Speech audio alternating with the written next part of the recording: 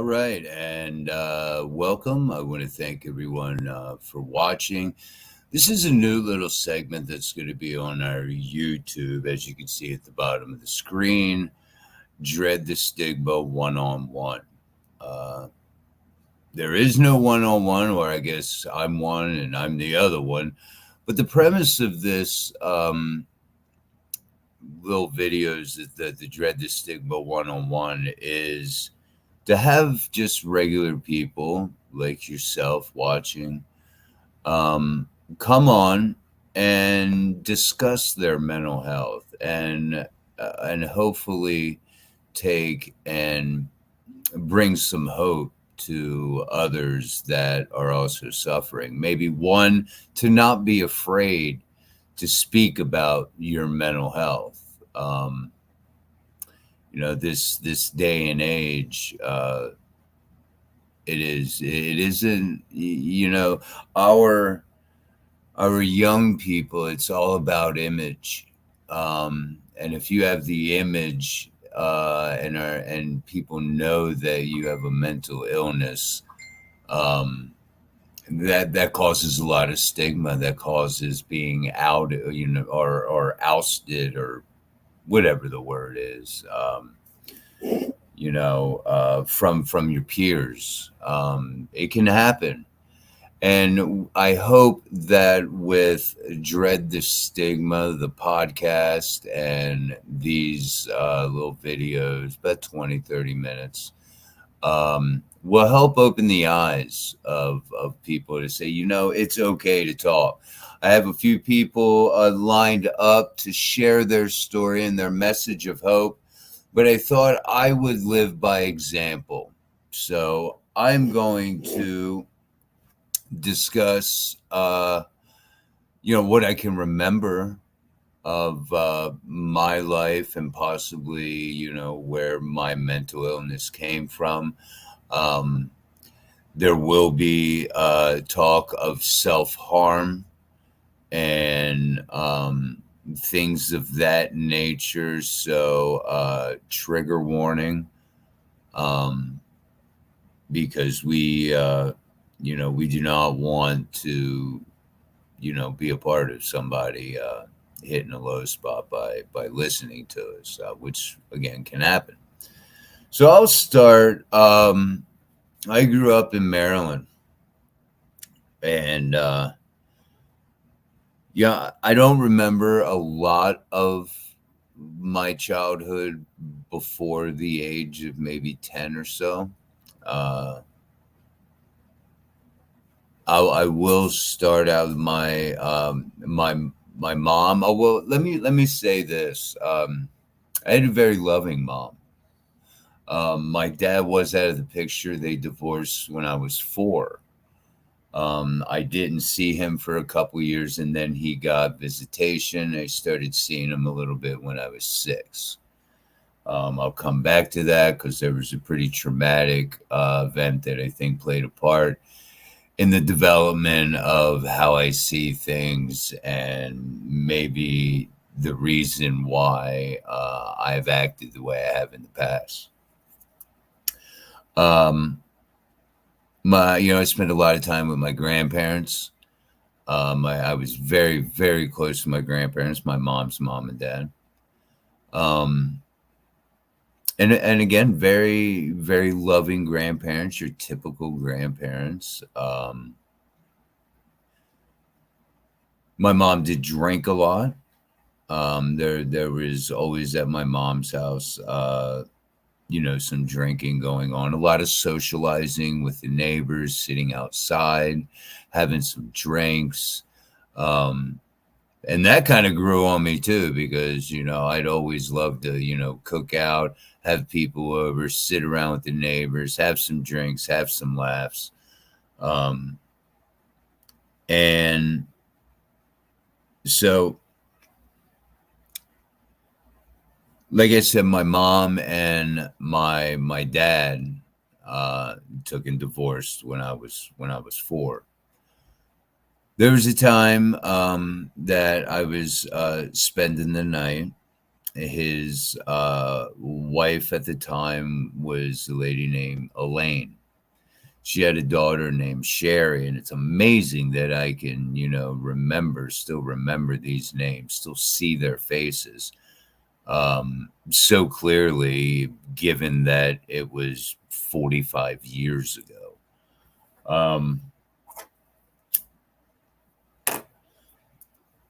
But I think the reason is my dad, when he drank, became a hard person to be around. Um, he was physical with my mom and then with Elaine. And I remember very specifically watching, again, I was 6 years old. I remember watching The Wizard of Oz, and I was upstairs in Sherry's room watching The Wizard of Oz. And I hear a bunch of yelling downstairs. And I creep down the steps a little bit, and I'm sitting there, and you had the wall, and then the banister or the railing comes down. I was sitting there at the railing, and I peep around the corner, and I can't see either one, my mom or Elaine. And all I see is a plate get thrown in the door. I knew where in the kitchen they were. As I'm looking at the kitchen, Elaine was on the right and my dad was on the left, and I see a plate come flying from the left to the right. Bunch of yelling, bunch of screaming. Sherry, she was like, "Come on, Kurt. Yes, my name is Kurt. It is not Otis. If we're going to be open and truthful, I go by Otis B. Dreds for the podcast that I do. But my name is Kurt. Nice to meet you. Kurt, come on. Let's go back up here and watch it." Well, it got to the point where the cops came, and I spent that night with my dad in a police station in jail. He did not go to jail. He was talking with the officers, and I remember sitting there, and down the hallway to my left was some people in a cell, and I just kept hearing them, yell. I can still hear it. This guy yelling and cursing and just, it was just the craziest thing for a 6-year-old to take and hear. After that, he felt bad. And when he took me back to my mom's house, he got me a really oversized coloring book of Spider-Man. I was a huge Spider-Man fan when I was young. So that, I think, scarred me a little bit. From that point on, there wasn't really a whole lot of contact. About 7-8 years. There was times where he came down and would try to kidnap me. I had to be, shuffled over to, a neighbor's apartment. My mom was fearful that he was going to kidnap me because apparently she had a warning. She got a phone call that he was on his way because he had done this once before. I was maybe 2 years old, and he was caught by local police. I believe there might have even been some higher. I don't know the type of authority that was there. I know it was the local police, and this was in Baltimore. He was at the airport. He was getting ready to, I believe, go to Florida and take me to Florida. And that did not happen. So there was reason for my mom to be fearful that if she gets a phone call saying George is on his way, he has Ruthie, which is my younger half sister, and he's coming down to get Kurt. I was probably about 12 at the time that happened. But so it was already kind of, I guess, a rough, start at 6 years old, dealing with that. I was about 6 or 7 when I started making comments about wanting to kill myself. And I know every kid does this, I wish I wasn't born, things like that. And that became a common occurrence that if there was if I was unhappy, I would, say I wanted to die. Um, Unfortunately, that didn't change very much as I got older. There was a time, well, moving on to about when I was 11 years old, I was, and again, a trigger warning because this talks about sexual abuse. I was molested at 11 years old. Um, and I didn't talk about it for about 2 years. At this point, I was back to seeing my dad, and I was about 13. And he had this thing once a week where he would get all my stepbrothers and sisters. There was 5 of us. Four. I have 4, other siblings. Um, he'd get us together, and we would discuss. Hey, has anything bothered you this week? What's going on? Was there any problems? And let's try to solve, the problems in the house. It was really a good idea.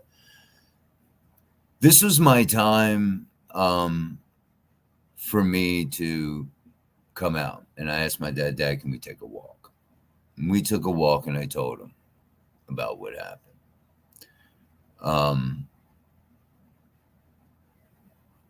I I went to a few therapists. They said I was dealing with it fine. So at 11, I was molested. At 13, I came out and said something. And 2 years later is when I started self-harming. I didn't say I started with, I would take a steak knife and I would take my fingers, still have some faint scars. I would take my finger like this and just beat it, the knife on my finger until my finger was raw and bleeding. And I did this one time, and I went and told my mom, and my mom, realized at that point, I needed some help. And I cannot remember if I was hospitalized at that time. I've been hospitalized at least 3 times, all for depression and self-harm, because later I moved from just hitting my finger to taking and getting my arms and my wrist and lighter burns, cigarette lighter burns. That was mainly, dumb shit that, we'd all do, when you're younger. A lot of us, I'm Gen X, a lot of us have those scars. So there was something deeply troubling me. A therapist said, hey, everything's good. Well, everything wasn't good. I didn't know how to express it. I just knew I wanted to hurt myself all the time. And this was obviously not healthy. Like I said, I went to a few mental institutions. At about 17, I had trouble with relationships. Let me say this first. Due to the molestation, it kind of blew my trust, made me very cynical, even at a young age, because I'm always thinking somebody's out to hurt me. Somebody's going to hurt me. Girlfriends, it was always a problem of either me being possessive or me taking and being extremely jealous and thinking that the person I was with was going to leave me. Like I wasn't good enough to keep this person. So every breakup was the absolute worst. And 9 times out of 10, I ended up cutting. And it didn't help either that, about 15 is when, I would start drinking a lot just for the fun of it. But, that slowly became my crutch and is, now everyday fight as I'm in recovery. I've been sober for a little over a year just now. It caused a lot of problems in my marriage. Thankfully, my wife did not leave me.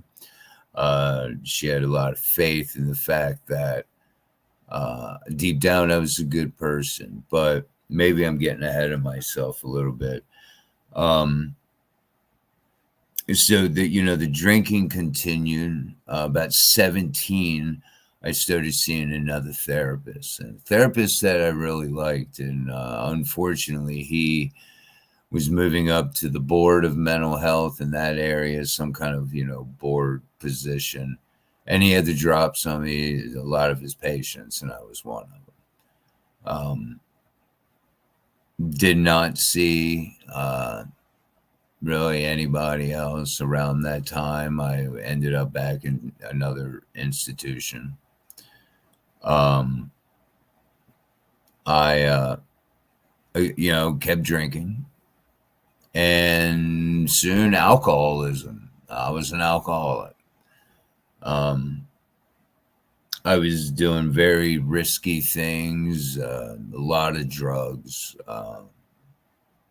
No heroin. I've never done heroin, never will. So that obviously didn't help.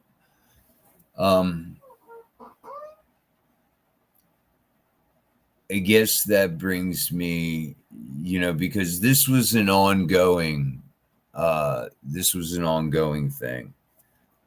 It was like, wet, rinse, repeat, or whatever. A vicious cycle is basically what I was in. Alcoholism, what later, now I know it was probably the borderline personality disorder, which is what I've been diagnosed with. Borderline personality disorder, complex PTSD, and major depressive disorder. Looking back, I think it was a lot of borderline. I think that happened at a young age, and that was back when Prozac, first came out, and everybody was on Prozac. Everybody, needed it. I was not on Prozac. So this vicious cycle continued. Really up until last year. I didn't find out that my diagnosis of borderline. I was diagnosed with bipolar 2, but or bipolar, not the number 2. Bipolar is also, but that is very common to be misdiagnosed, especially when it comes to borderline and bipolar, and a lot of other diagnoses get, because a lot of them have overlapping characteristics, and they can be misdiagnosed. So it happens. But when I seen the criteria for borderline, there's 9 traits, personality traits, and traits that you have as a person, that if you only have to be 5 of them, or have 5 of them. I have all 9. I have every, not really requirement, but,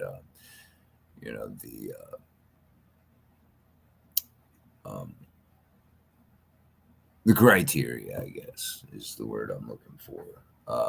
all of borderline. The cutting through that time continued. Um, there was a time when I was 17, of course, with about a 12 pack in me. Um, I don't know what caused it, but I went to the bathroom. It was a small bathroom. My grandfather was a chiropractor and had his office and everything, his whole setup in the basement. He had a small bathroom for patients to use. And, it's probably maybe 6 foot into the bathroom and maybe about 5 foot wide, a sink and a toilet, and that was it. I went to the bathroom and I started cutting, and I hit a vein, and I thought I was dead. That and another time that I was, I don't know, depressed over a girl, possibly. I really don't remember. My stepdad had a little 25, I think it is, just a small little gun. Gun enthusiast probably call it a little pea shooter. But I had that and I was depressed or something. My stepdad was on dialysis, had a lot of medications, none like painkillers or anything. Just, normal medication doesn't get you fucked up or anything. I took about 15 of these pills, and how I did it was I took three of these, three of these, three of these, and took them in threes and took them with shots of vodka. And I absolutely hate vodka. Maybe that's the reason. And the vodka fucked me up more than the pills did, but I figure if I take all these pills, maybe something would happen. Then I grabbed his gun and I laid on my bed, my feet on the floor, kind of laying back. I put the gun to my head. I was talking to this girl, I believe her name was Nicole. And we were talking, and I started to kind of almost nod out, probably from the Vicodin or the vodka. I had the gun up to my head. As I dozed off, the gun kind of slipped off. I jerked and shot a hole in the bed. That gun was up at my head, I'd have been dead. So that was the one time that I got the closest. The second time was this one. You can't see it because I got tattoos there. But, it comes. I can't even find it. Oh, here we go. It comes, it's about that long. It took 15 stitches, 16 internal stitches, and 15 external. They said that if I would have pushed and went about a 16th of an inch further, 16th or an eighth, that I would have hit the vein. They said I just nicked it. If I had pushed a little harder, I wouldn't have been saved. My cousin called, 911. I was on my knees when the paramedic got there. There was 2 feet of blood squirting out of my wrist. Psst, psst. Covered the entire bathroom. Things are getting serious, with my mental health, and I don't think anybody really understood. But it was a rough road, a lot of bad relationships, a lot of it my fault that these relationships ended because of my drinking and my undealt with mental illness.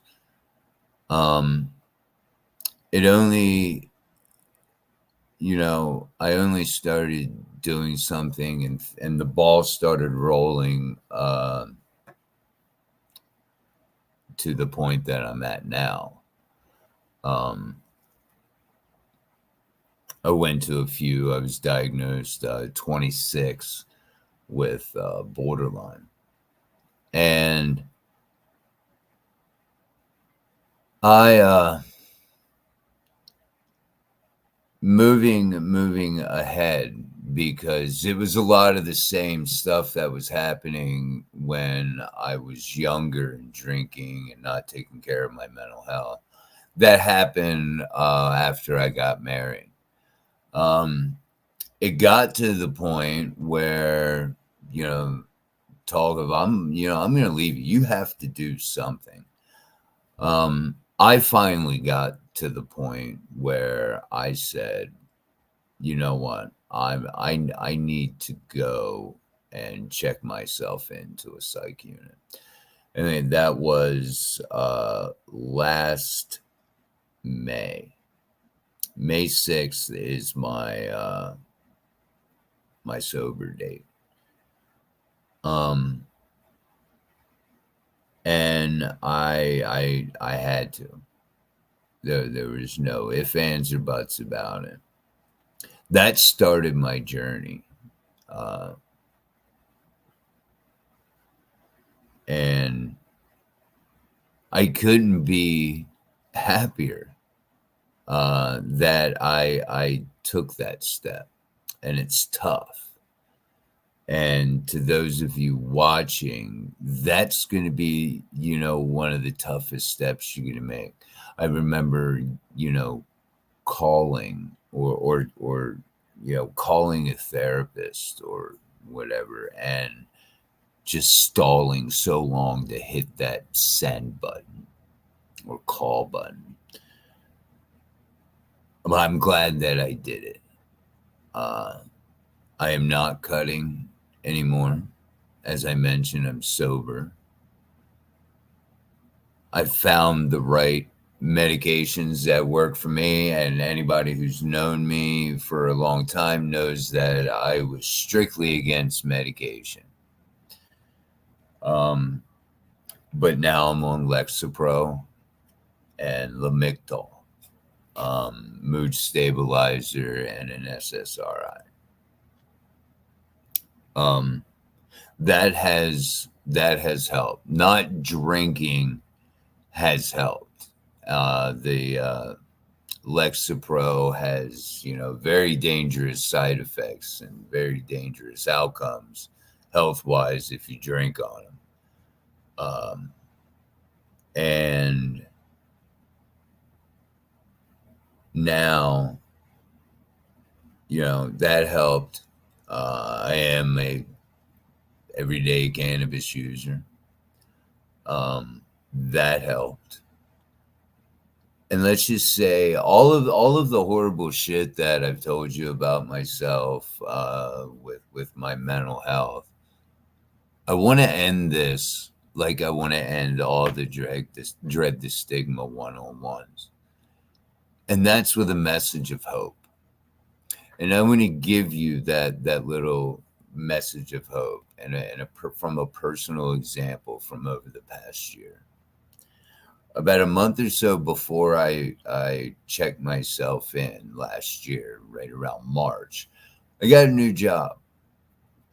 I got a job at a Myers distribution, making good money.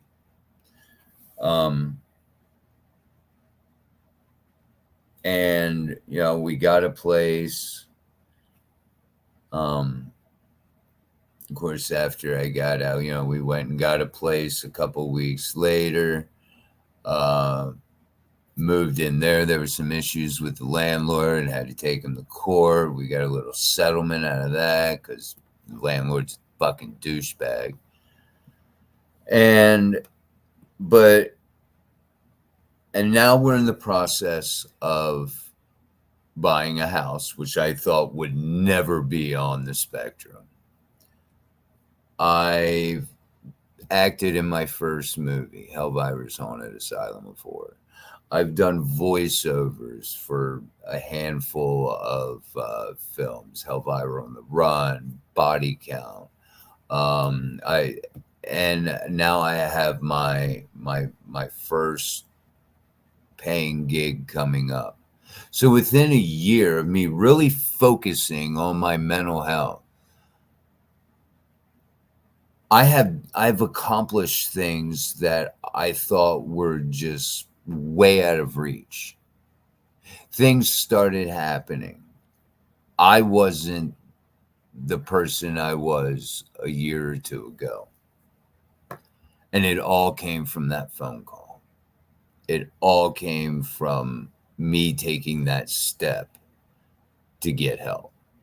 And I would encourage all of you as I close out, I would like to encourage everyone who is struggling to reach out to a friend. Start there. It's really, really hard. I don't, know why. Could it be the stigma? Could it be whatever? I don't know why it's so hard to take that step to go to a therapist. Maybe the realization that you need a therapist is bothersome to you, and I know it is for a lot of people. It's a big step to take, but you know what? Sometimes that step's necessary. Um, reach out, to friends, to family. Don't struggle alone, because you're not alone, and it's very difficult to take and do this alone. I tried to do it alone without the intervention of meds and therapy. Did not work. Here I am on meds and waiting for a therapist to call me about DBT.